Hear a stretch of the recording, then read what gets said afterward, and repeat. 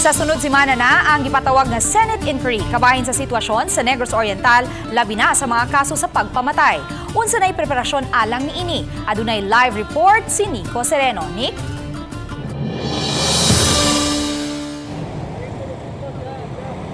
Yes, may sa Senate investigation nga himuon sunod semana pipila ka mga negrense ang andam mo testify mo pasabot sa mga panghitabo dinhi sa probinsya. Niatubang sa GMA Regional TV kini usa ka residente sa Negros Oriental. Alang sa iyang seguridad, gitago namo ang iyang identity. Nangandam siya sa Senate investigation ug usa siya sa andam mo testigo.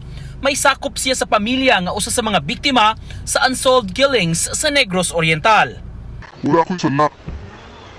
Kaya ang akong trabaho, ako rin yung trabaho.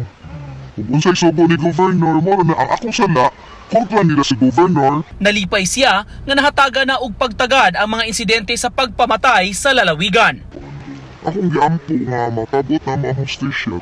Tanan sa akong pamilya, sa uban nga parehapon na akong abiktima. Kanigob, manang nagpasalamat siya sa nasyonal nga bitabangan, wala mamatay si Gob, wala po may mga kuan sir, wala po may inaani. Sa nahon ng interview, gipadayag sa byuda sa gobernador nga si Pamplona Mayor Janice Digamo nga may mga saksi sila nga dadon sa Senate hearing. Baon usab ang saad ug paningkamot pagkabot sa hustisya. Doon lang ako namumuhunan.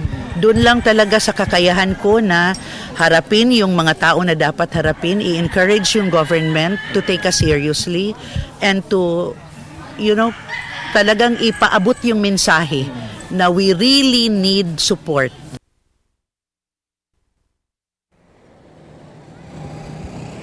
Sa pagkakaroon wala pa hinoy kasayuran kung unsa kadugay mulanat pipila ka adlaw o pila ka session baka himuon nining Senate hearings nga karon gipangandama na sa magsig ka kampo. May Daghang salamat, Nico Sereno.